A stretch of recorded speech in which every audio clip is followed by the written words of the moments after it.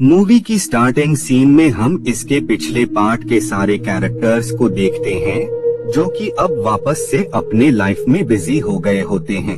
वो सब काफी टाइम से एक दूसरे से मिले नहीं होते हैं, इसीलिए सब लोग एक साथ मिलने का डिसाइड करते हैं, जिसके लिए वो एक प्लेस को चुनते हैं।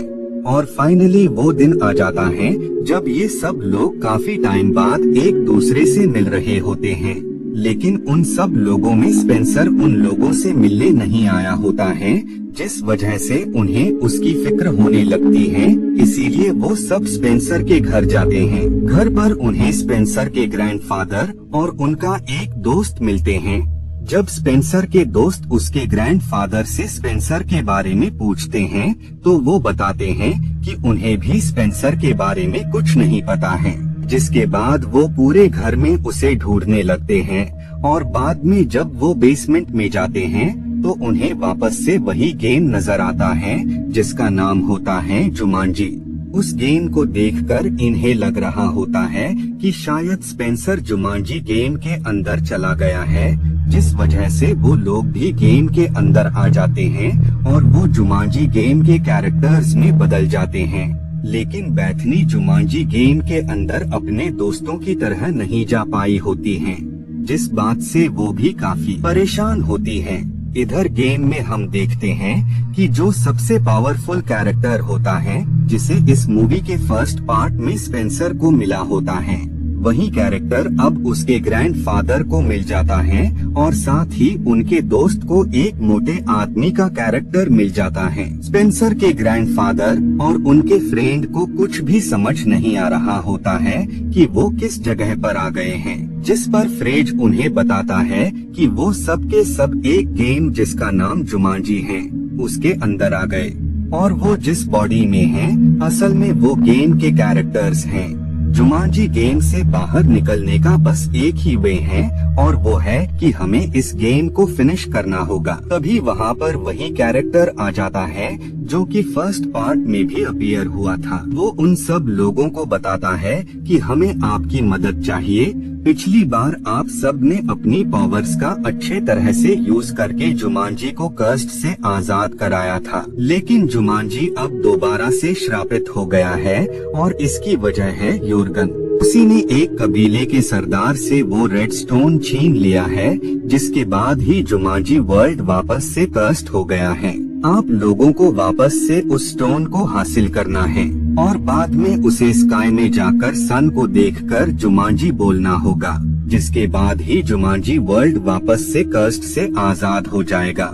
और इतना कहते ही वो शख्स उन सब लोगों को रेगिस्तान में छोड़ देता है। उस डेजर्ट में उनके अलावा और कोई भी नहीं होता है। तभी इनके पास एक ऑस्ट्रिच आता है जो कि आम ऑस्ट्रिच की तरह ही होता है, जिस वजह से स्पेंसर के ग्रैंडफादर उसके पास जाते हैं, लेकिन वो ऑस्ट्रिच उन पर अटैक कर उन्हें मार देता है। लेकिन वो लाइफलाइन की वजह से दोबारा से अलाइव हो जाते हैं और अब उनके पास सिर्फ 2 ही लाइफलाइंस होती हैं। तभी वहाँ पर काफी सारे ऑस्ट्रिच एक साथ आ जाते हैं जो कि उन लोगों पर अटैक कर देते हैं। इतने सारे ऑस्ट्रिच को देखकर वो सब काफी पैनिक हो जाते हैं, जिसके बाद वो गाड़ी को लेकर वहाँ से निकल रहे होते हैं।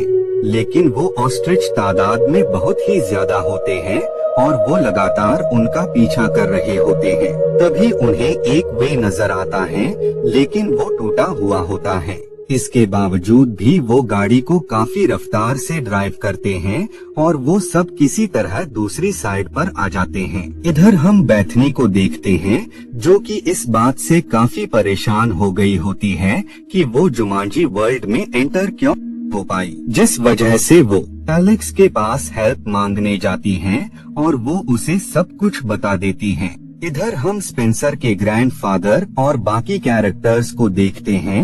वो सभी जल्द ही उस प्लेस पर आ जाते हैं जहां योर्गन और उसके लोग होते हैं। वहीं पर वो स्टोन भी होता है जिसे हासिल करने से जुमांजी का कर्स्ट खत्म हो सकता था। तभी योर्गन के लोग एक शख्स को पकड़कर योर्गन के पास लाते हैं, क्योंकि वो शख्स उस स्टोन को हासिल करने आया होता है। वहीं पर हमें एक और बात पता लगती है कि जुमांजी का ये नया कैरेक्टर और कोई नहीं बल्कि स्पेंसर है। जो कि गलती से गेम के इस कैरेक्टर में तब्दील हो गया होता है। और जब इसके बारे में बाकी लोगों को मालूम होता है तो वो सब वहाँ से भागने लगते हैं। उन लोगों के साथ नया कैरेक्टर यानी स्पेंसर भी होता है। स्पेंसर उन्हें बताता है कि आगे का सफर काफी लंबा है, इसीलिए हमें कैमल्स के ऊपर बैठकर आगे का सफर तय करना होगा। इधर फ्रेज और लेडी कैरेक्टर एक ट्री के करीब जाते हैं जहां पर फ्रूट्स लगे होते हैं। उन लोगों के साथ जो फीमेल कैरेक्टर होती हैं, वो काफी कोशिशों के बाद फ्रूट को हासिल कर लेती है, लेकिन वो जल्द ही पानी में गिर जाती है। और जब फ्रेज उसका हाथ पकड़कर उसे बाहर निकलता है तो उन लोगों के साथ एक अजीब चीज होती है, वो दोनों कैरेक्टर्स आपस में एक्सचेंज हो जाते हैं। इस बात से वो दोनों ही काफी शॉक होते हैं, लेकिन बाद में गेम का वो कैरेक्टर वापस से पानी में जंप लगा देता है और जब वो दोबारा हाथ पकड़ते हैं तो उन दोनों के कैरेक्टर्स वापस से उनकी बॉडी में आ जाते हैं। बाहर स्पेंसर के ग्रैंडफादर रखवाली कर रहे होते हैं, तभी वहाँ पर योर्गन के लोग आ जाते हैं, जिस वजह से वो उन पर अटैक कर देते हैं। जिसके बाद ये सब लोग अपने सफर की तरफ आगे बढ़ रहे होते हैं और जल्द ही वो सब एक दूसरी प्लेस पर आ जाते हैं।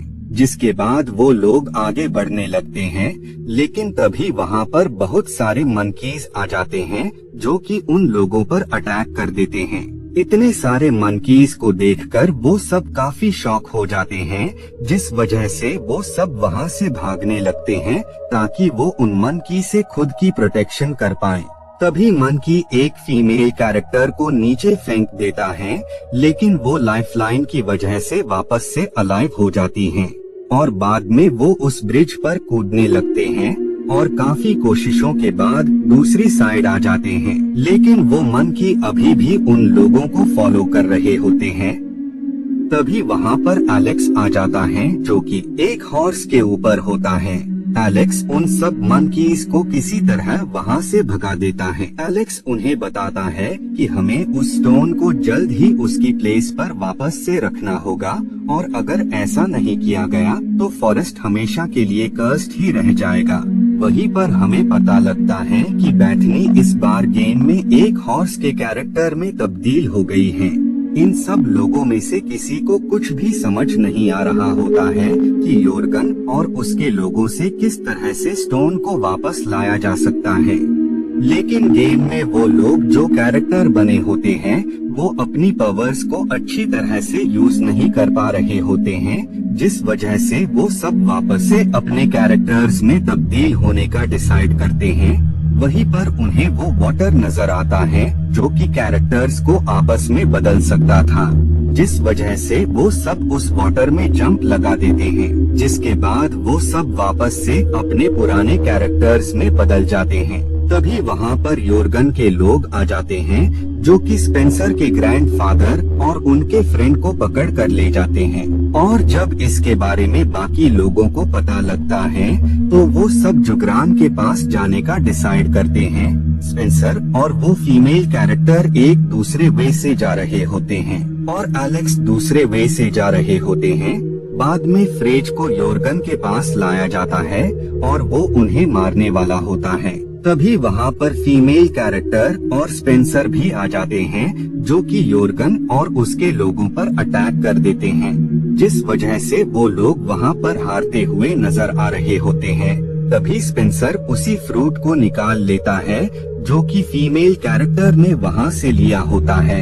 ये देखकर योर्गन वहाँ से भागने लगता है, लेकिन तभी स्पेंसर उसे पकड़ लेता है और वो फ्रूट से उसके ऊपर अटैक करता है, जिस वजह से योर्गन यहाँ पर हारते हुए नजर आ रहा होता है और बाद में स्पेंसर उस स्टोन को उससे छीन लेता है।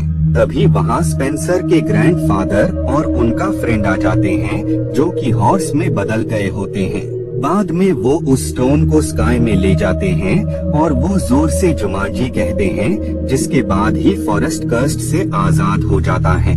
बाद में वो शख्स उनके पास आ जाता है और वो उनका शुक्रिया अदा करता है, जिसके बाद वो उन सबको उनकी दुनिया में वापस से भेज देता है। लेकिन स्पेंसर के ग्रैंडफादर का जो फ्रेंड होता है वो उस फॉरेस्ट से अपनी दुनिया में आने से इनकार कर देते हैं और इसी के साथ ये मूवी यहीं पर एंड हो जाती है।